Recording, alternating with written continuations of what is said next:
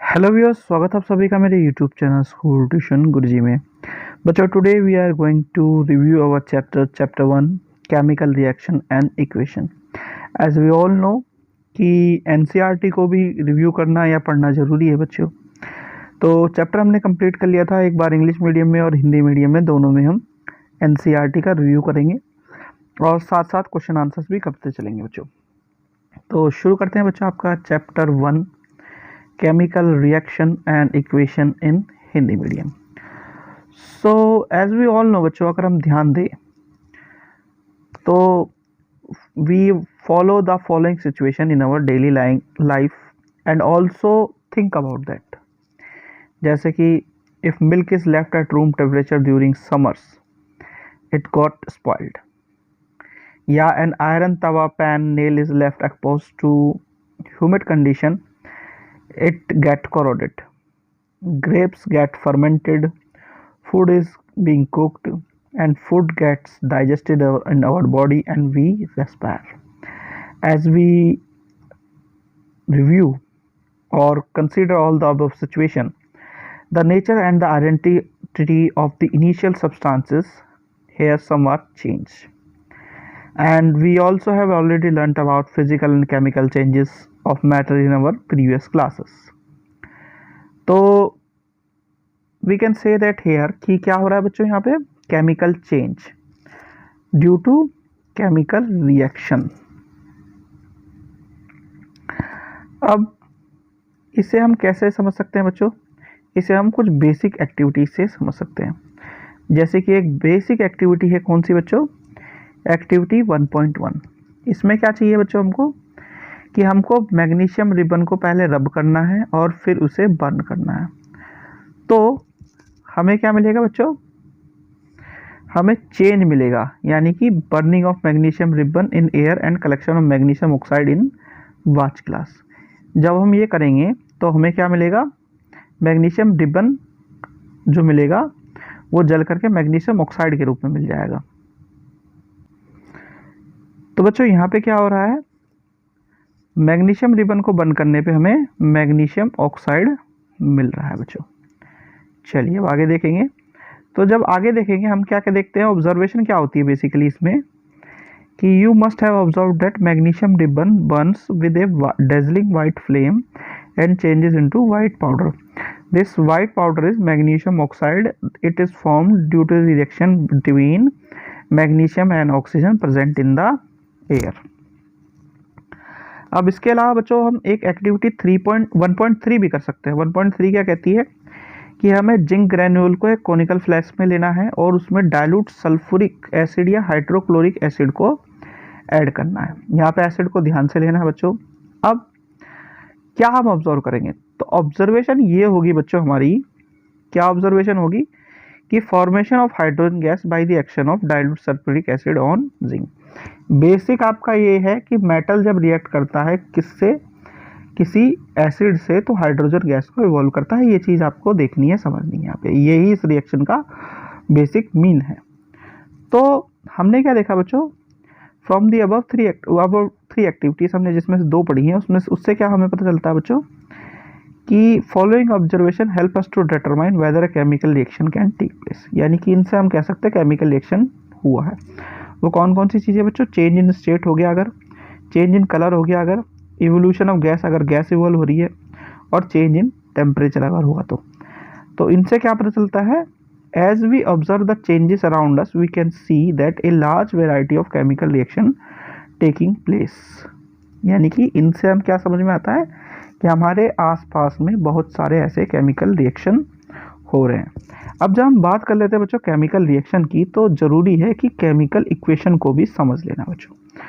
तो chemical equation क्या है? केमिकल इक्वेशन जो है एक डिस्क्रिप्शन है केमिकल रिएक्शन का, जो कि सेंटेंस से थोड़ा शॉर्ट फॉर्म में हो सकता है। ठीक है, यानी कि अगर हम उसे शॉर्ट फॉर्म में लिखना चाहें तो वो क्या है? रिएक्शन का डिस्क्रिप्शन है बेसिक वे में, सबसे अगर आसान तरीके से हम करें। तो एक्टिविटी 1 का अगर हम जो है डिस्क्रिप्शन करना शुरू करें तो हमें वर्ड इक्वेशन में ये रिएक्शन देखने को मिलेगी। इसमें क्या हो गया? पहली साइड होगी मैग्नीशियम और ऑक्सीजन जो कि रिएक्टेंट साइड है, यानी रिएक्शन से पहले क्या था?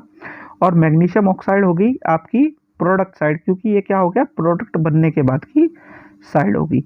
यानी the substances that undergo chemical change in the reaction 1.1 magnesium and oxygen are the reactant and the new substances magnesium oxide formed during the reaction is called as product। अब यहाँ पे जो वर्ड इक्वेशन है वो reactant और product दोनों को show करती है, और उसमें जो एरो है वो क्या दिखा रहा है, कन्वर्ट जो हुआ है लेफ्ट हैंड साइड से राइट हैंड साइड में वो चीज़ें दिखा रहा है बच्चों। अब प्लस का सिंबल क्या है कि इन दोनों चीज़ों को साथ में जोड़ा गया था बच्चों, ठीक है, और ये डायरेक्शन दिखा रहे हैं। फिर जब हम आगे बढ़ेंगे बच्चों, अब बात आती है writing a chemical equation.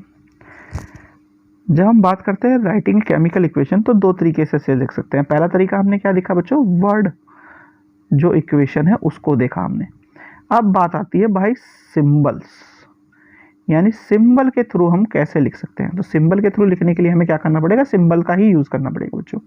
Magnesium oxygen और मैग्नीशियम ऑक्साइड, यानी कि हमारा एक साइड में क्या हो गया, रिएक्टेंट हो गया, दूसरी साइड में प्रोडक्ट हो गया। लेफ्ट हैंड साइड और राइट हैंड साइड में हमने दोनों साइड में बराबरी कर दी, या इन केस अगर हम सिंपल वे में कहें तो हमने जो रिएक्टेंट साइड थी उसको प्रोडक्ट साइड के बराबर कर दिया, ठीक है। वैसे बैलेंस इक्वेशन नहीं है, आगे हम और डिटेल में पढ़ेंगे बैलेंस इक्वेशन के बारे में ये, लेकिन बेसिक रिप्रेजेंटेशन इसी तरीके से हो गया। यानी दो तरीके से हो सकता है, वर्ड इक्वेशन से जो कि हमने थोड़ी देर पहले देखा, और by the way of symbol जो कि अब हम देख रहे हैं बच्चों। अब क्योंकि हमने इक्वेशन लिख ली, बात आती है बैलेंस इक्वेशन की, यानी कि इक्वेशन को बैलेंस करना भी जरूरी है।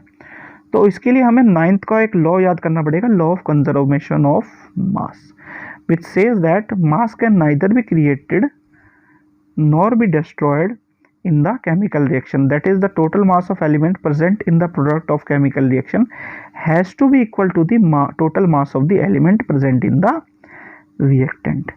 यानी कि जो दोनों साइड है बच्चों आपकी LHS बराबर होनी चाहिए RHS के, जैसा कि हम मैथ्स में देखते हैं। यानी आपकी जो रिएक्टेंट साइड है वो बराबर होनी चाहिए product side in the view of the number of atoms involved in the reaction before and after, यानी कि रिएक्टेंट के टाइम पे और रिएक्शन के टाइम पे और प्रोडक्ट जो बन रहा उसके टाइम पे। अब इसके लिए हमने एक छोटी सी एक्टिविटी की बच्चों, एक इक्वेशन ली हमने, पहले से रिप्रेजेंट किया वर्ड इक्वेशन से। वर्ड इक्वेशन कैसी होती है, जैसे कि एग्जांपल दिया हुआ है हमारा zinc plus sulphuric acid, zinc sulphate plus hydrogen, और इसे हमने क्या कन्वर्ट किया, सिंबॉलिक वे में कन्वर्ट किया, Zn plus H2SO4 ZnSO4 plus H2O। अब हमने क्या करना है, हम लोगों को इसे लेफ्ट हैंड साइड और राइट हैंड साइड के हिसाब से लिख देना है, ठीक है बच्चों। तो जब हम लिखेंगे तो हमें यहाँ पे नंबर्स मिल जाएंगे कि जेड किसके नंबर कितने हैं। तो हम यहाँ पे देखेंगे बच्चों कि जो जिंक है उसका नंबर सेम है, हाइड्रोजन का नंबर सेम है, जो आपका सल्फर है उसका सल्फर सेम है, और ऑक्सीजन का भी सेम है। तो ये क्या दिखा रहा है कि LHS is equal to RHS, यानी कि दोनों साइड यहाँ पे बराबर हो गई हैं। तो क्योंकि दोनों साइड में बैलेंस हो गया, इसलिए हम यहाँ पे ये कह देंगे कि जो इक्वेशन है, ये वाली इक्वेशन है, वो क्या है, hence balance. Now let us try it with another equation, जो कि इक्वेशन कैसी है बच्चों आपकी, Fe plus H2O Fe3O4 plus H2। तो इसके लिए भी हम क्या करेंगे, स्टेप वाइज चलेंगे बच्चों। इसके लिए सबसे पहले तो हमने क्या किया कि इस इक्वेशन को लिख लिया हमने, फिर दूसरे उसमें क्या किया स्टेप में, हमने इसके एलिमेंट्स को लिख लिया, यानी नंबर ऑफ रिएक्टेंट साइड और प्रोडक्ट साइड के जो आयरन, हाइड्रोजन और ऑक्सीजन के नंबर थे उनको लिख लिया। अब हमने क्या किया स्टेप 3 में कि it is often convenient to start balancing the compound that contains the maximum number of atom, it may be reactant और product in the compound, select the element which has the maximum number of atom, using this criteria we select Fe3O4 and the element oxygen in it, there are 4 oxygen atom on the RHS and only 1 on the left hand side। यानी कि हमने क्या किया, जो maximum number of element जो number था atom का 3 और 4 उसे लिया और उसे बैलेंस करने की कोशिश की दोनों साइड में। तो हम देखेंगे कि हमें रिएक्टेंट साइड में H2O को बैलेंस करना है और प्रोडक्ट साइड में Fe3O4 को बैलेंस करना है। तो इसके लिए हमने क्या किया, 4 से इसका मैक्सिमम नंबर से क्या किया, इसे मल्टीप्लाई करते हुए मैक्सिमम नंबर को दे दिया। ठीक है बच्चों, अब इक्वलाइज करेंगे तो हमें क्या मिलेगा बच्चों, यहाँ पे हम देखने को मिलेगा कि 4H2O से ये वाला तो बराबर हो गया, ऑक्सीजन तो हमारा बराबर हो गया।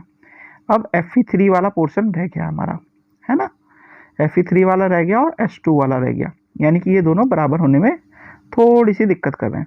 तो फिर हम क्या करेंगे बच्चों, हम फिर Fe और H एटम्स को देखेंगे कि ये बैलेंस नहीं है, तो इन्हें भी बैलेंस करने की कोशिश करेंगे, यानी 4H2O को 4H2 से, ठीक है, यानी 8 नंबर हमें लाना ना, 4 × 2, इसे बैलेंस करने की कोशिश करेंगे तो हमें दोनों साइड में रिएक्टेंट और प्रोडक्ट साइड में बैलेंस मिल जाएगा। अब हम क्या करेंगे बच्चों, एग्जामिन करेंगे कि क्या हमारी साइड्स बराबर हो गई हैं। तो हम देखेंगे कि Fe हमारा अभी भी रह गया है, तो Fe को बराबर करने के लिए हम यहाँ पे 3 लिख देंगे, तो यानी कि हमारा लेफ्ट हैंड साइड और राइट हैंड साइड बराबर हो गया। कैसे देख लेते हैं हम, 3Fe, तो Fe3 हमें मिल गया।